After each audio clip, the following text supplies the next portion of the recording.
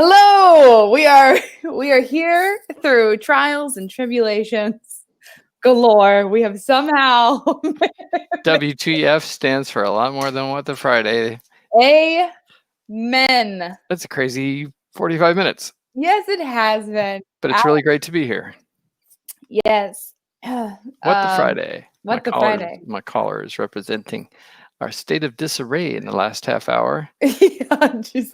And my hair always is. But what a day. So we went Yes. to set up, we are marketing a new development, and we went to set up the new development and thought, oh, what a great idea. We'll both get in some really great units and show you incredible views of the city and how gorgeous these units are. It's at 9 on the Hudson. And so we got there and found out that we don't have any internet access in those rooms. And then we tried Wi-Fi or put it on our hotspot. It's honestly, that didn't work. And then we raced back to our home office so we could do it. The story's boring, but we just went through a lot of obstacles and then just went back to where we originally were. A lot of work for nothing. Anyway, here we are. We learned a lot today. I'm Morgan. This is Bill. We are father-daughter team, Burch and Burch team, and now pushing aside my sleep deprivation and the craziness of the last 45 minutes, we have so much interesting stuff happening right now. We do. And not personally, well, I mean personally too, but the market, the real estate market, mortgages, where did we hit the bottom of the market? All of that is really fascinating. Coming up quickly. Yes. So let's first hit one of the most common themes we've had over the past few weeks, which is the urban to suburban movement. I'm going to lay down some facts after Dad does, because he ran the numbers of the more urban areas of New Jersey. And he's going to talk about that. Okay. Well, I'll pull up. Do you want me to pull up your graph? Yeah. My so not impressive graphs, but they do let you know what's going on. Yeah. Echoing everything that we've been talking about, there is a migration from really vertical areas, specifically Manhattan, outward.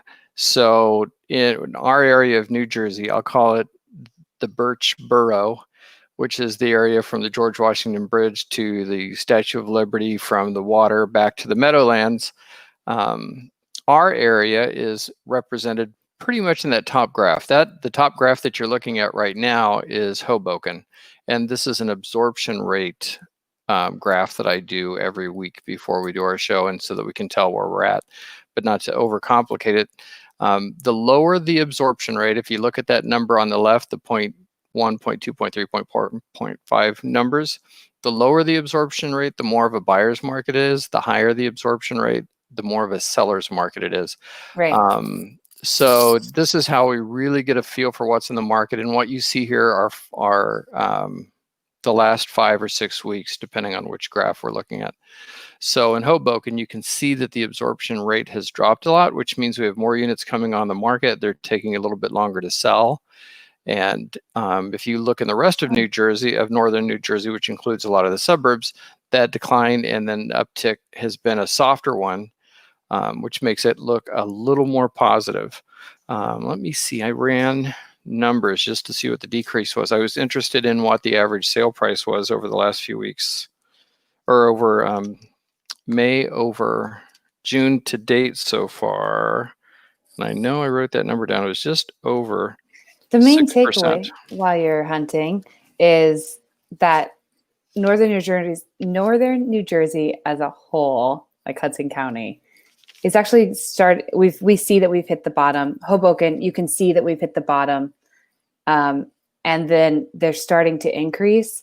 Right. But the amount of decrease that happened was significantly higher for the urban area. And although they're increasing at a similar rate, Hoboken's starting from a lower spot.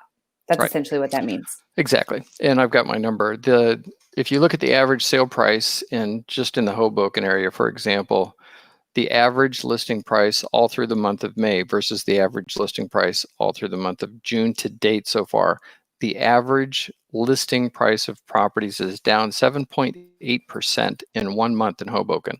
But it looks like it's just, I think what that graph represents is that last week we kind of touched the bottom and now we're starting to creep up. And if I had to guess and say what's going to happen, I think we're going to be on a nice, slow, steady increase for quite a little while now. Yes. And if you are a buyer, and I hate to say this because we have a lot of listings coming online right now. If you're a buyer, this is the time. Don't miss it. Yeah, yeah, we do have listings coming on, and it's just a hard time to be to be selling your home, but a great time to be buying a home. Right. Speaking of, okay, so we've mentioned a couple times we're kind of leaving behind the bottom now of the market as we enter into phase 2 in New York, and we've got the next phase in New Jersey, and people are starting to open up, but hopefully not enough that we see a huge spike in coronavirus numbers, although we did hit our record as in the US for coronavirus cases. That's daily, isn't it? Average daily. 2 days ago we beat the record, and then today we beat the record again. Yeah. So yeah, it's a pretty sharp uptick. We're doing a stellar job. The But US. you would not notice it by the stock market, which just boggles my mind. Yeah, amen. We'll talk about that another time.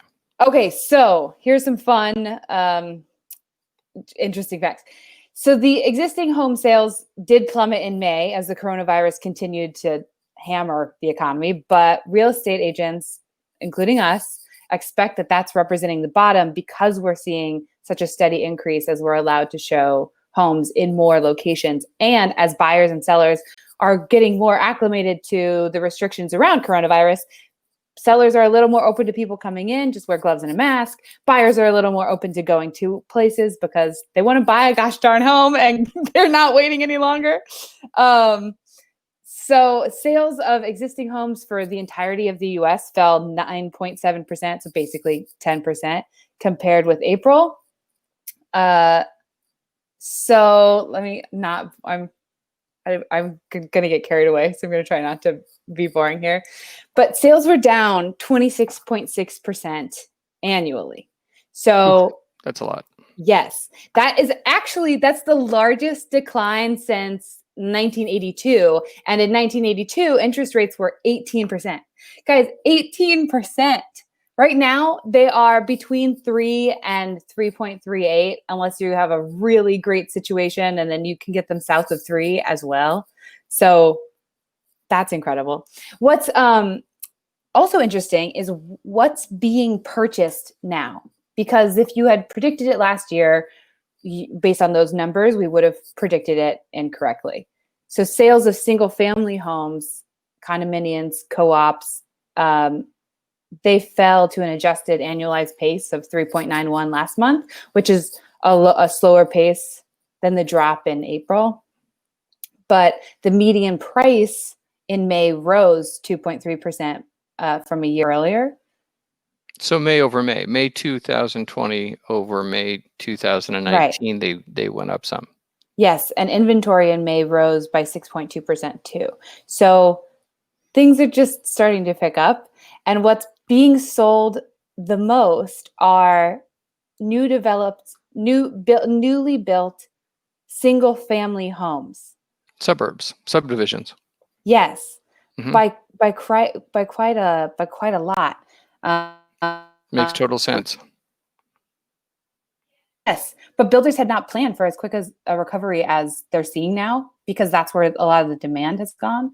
And mm-hmm. It's surprising because it's not resales. I guess it's not that surprising with coronavirus, but it's not resales of single family homes. The biggest sales jump we've seen is in single family homes that have not yet been started. Ground has not been broken. They just have plans and it's set. So it's causing people are buying from the sales showroom. Yeah, which we talked about last week, how that's a problem. We tend to have too many homes and not enough buyers, but now buyers are trying to get homes that haven't even had no one exist yet. Yes, no one's ever lived in them. They have not even been created. Mm-hmm. So it's really interesting. A lot of interesting stuff going on right now. Yeah.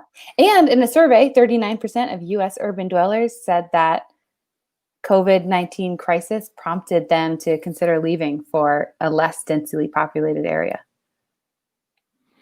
Exactly right. Exactly. I mean, it's not a surprise now. A few weeks ago, we were talking about it, like thinking, yeah, maybe that's going to work. How far are they going to go? How intense is it going to be? Yeah. And obviously, it's very intense, and things have dropped, significantly. I would not want to be in the city.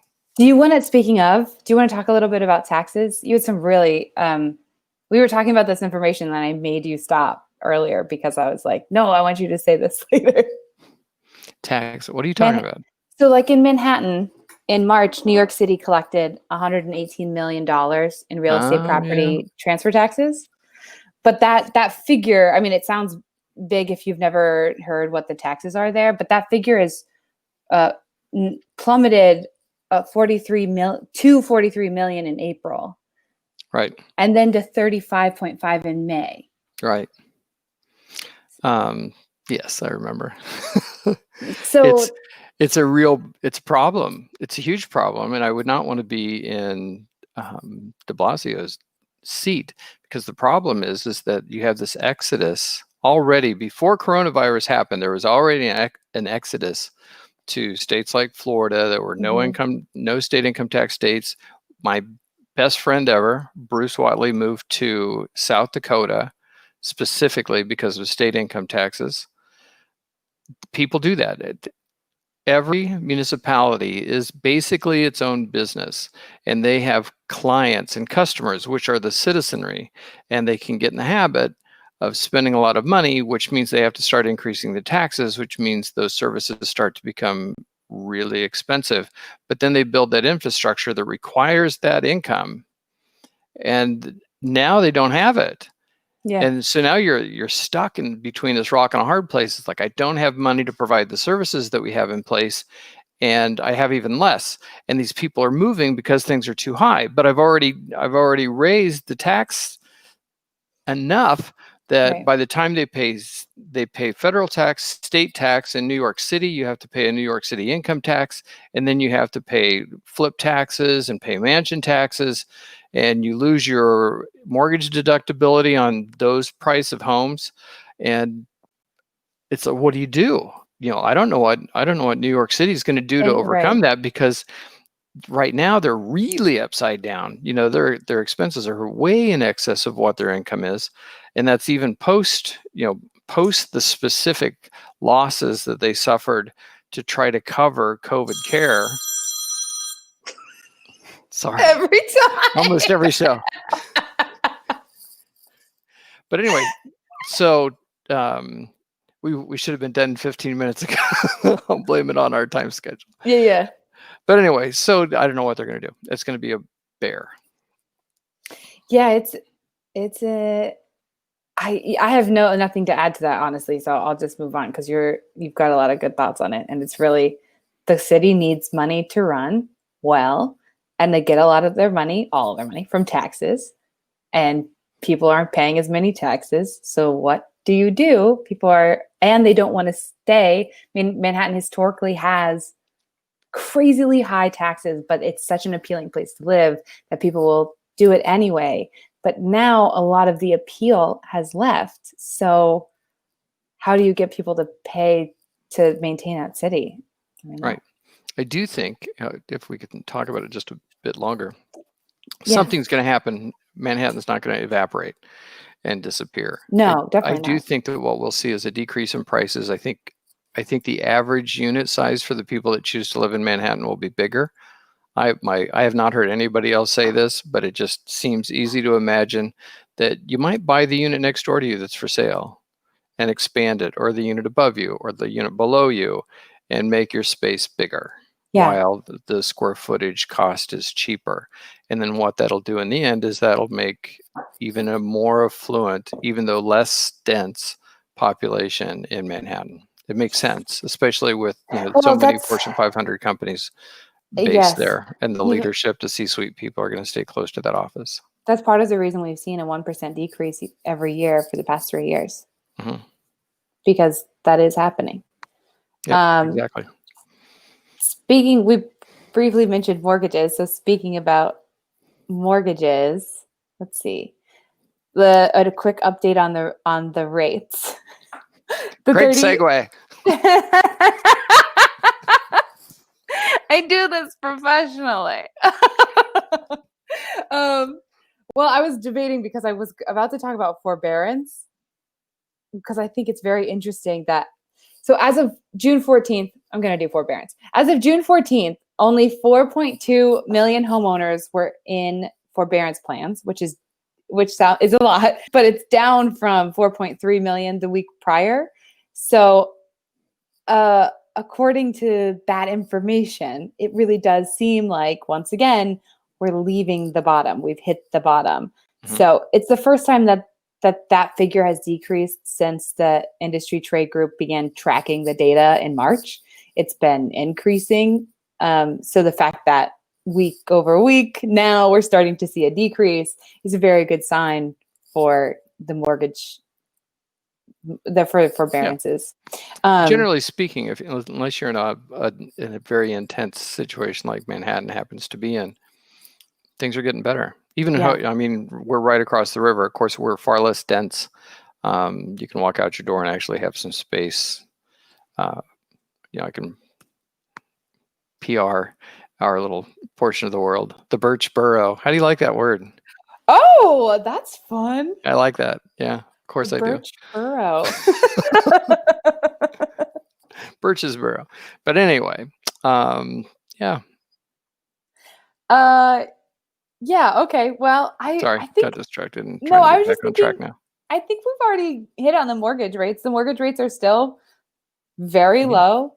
The average right now is 3.13%, which is awesome. I've had And people get in under 3 lately. yeah, I have had too. It's just the average, depending on year. Yeah. I feel So like if you're out there with a great credit report and great income, you're looking good. Yeah. Baby boomers. Hey, let's Speaking talk of about Morgan for a minute. I want to baby talk about boomers, Morgan. hold on. You just said great income, and that made me think about where the wealth is located right now. And baby boomers and the generation, gosh, I'm so tired. And the generation that preceded them, they currently have $84 trillion, which is 81% of all US household wealth. So that's interesting. Good to know. So let's talk about you. And we've had the most. No, I don't want to. We also had a. We're going to. Wait, one more. Hold on. One more thing. A record. Do you want to know? Do you want to know something? A fun please fact? make me smarter. I mean, I can try, but it's just. I can't stand it. There's more room up there. I can still feel my brain sloshing around. Still Please sloshing put around up something there. in there. Fill her up. So a perk it's a pro and a con, because we're not spending as much, which means we're saving a lot more. And actually, we have saved a literally unprecedented record. We as a nation, record $2 trillion surge in cash that is hitting deposit accounts in all U.S. banks together. We have never had this much saved. Even over 1 million dead people had a deposit made. Signed personally. That's right. I'm sure they appreciated that. Oh. I may be dead, but I'm really thankful that the president signed my check. Sorry about that. Got off on a From tangent beyond there for the a grave. minute. You know, so how this affects you, not just fun facts, Not just dead you're people. Watching. Yeah. Banks will likely lower their already pretty stellar interest rates. Oh my gosh, you're still laughing at yourself. Can't help myself. Hey, whatever, man. I support it. Tim Burton liked it. Oh, because somebody's dead. Oh, it's good. It took a minute, but it did. Oh my God, I'm so delirious. With that, let's wrap up the business part of this. Yeah. The Morgan's so eloquently trying to pull off. Morgan, I'm gonna ratchet out. Morgan got a new Peloton. And Morgan doesn't do anything in like a measured That's not thing. true. I think I'm getting a lot better. So true. So true. So she gets a new Peloton. I'm like, how do you like it? And she's great. I did 2 workouts today. I'm so tired, but I love it. And then the next day, it's like, I got up a half hour earlier today. And I worked my butt off on my Peloton. But man, am I really tired. So it's like, you only have so many hours that you can sleep, right? It's like, oh, well, I don't need all of those. I'm going to take a couple more and work out really hard on this brand new machine and kill myself. So that she's like, I'm really tired and I don't know why. I think it's my Peloton. I need to eat more carbs. Oh my God, Dad, you are distorting what's happened. Okay. Absolutely. I changed my You lied. That I didn't lie completely. I exaggeration. embellished for the sake of the story, and I think it has entertainment value for anybody that might have suffered through this long. God bless you for whoever you are. God bless you if you're watching. No, let me defend myself for a minute. Okay. I have been doing a morning routine every morning. It's been awesome. So have you. So has Mom. We're all 3 encouraging each other to be better people. Yay. But I got a Peloton and added that to my thing, and that made me have to bump my wake up time by 30 minutes to an hour. And I also am a night owl. So some nights I have trouble going to sleep. Last night I was excited about, I don't even know. I was just excited. And I was in bed excited, being like, I'm excited and I'm angry that I'm excited about nothing. And I couldn't fall asleep. So I only got 6 hours of sleep, but I was disciplined and I woke up at 6:30 anyway. Yep, that's exactly right. So what Morgan said is true. My story was way more fun, and it was somewhat accurate. But thank you for clarifying that very much. I loathe you with the THE. I'll take that. Any attention's better than no attention. And you passed that down to me, so. I loved your great sense of denial and redirection of responsibility. That was a very Burch quality. Male quality. Anyway, it's like, my fault? No, it can't be my fault. It's got my phone ringing. That's because our thing is later. Like I'd call. This is not me. This is not an my attorney fault. friend of mine call it. It's like they knew we were going to be doing this from 1 to 3 or 1 to 1:30. Oh my Anyway, God. well, thank you everybody. Thanks for visiting us on our Burch and Burch What the Friday. Yes, thank you for watching What the Friday video show and like us. I'd like to say thank you to you for carrying the sanity of this.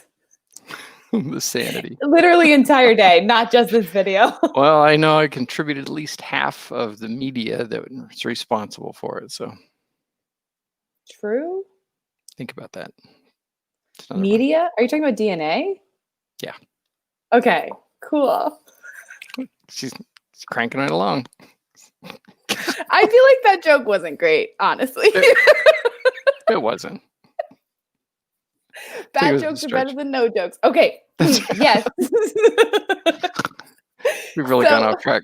We started off track, so it's like next week will be better. That's our goal every week. Make it a little bit better and a little more fun. Okay, so like us. Go ahead. Like, subscribe. We should do that earlier. Crush the like button. Yeah, that's what Graham Stephen says. Yep, Graham Stephen. He's I like his I love him. Format. I love him.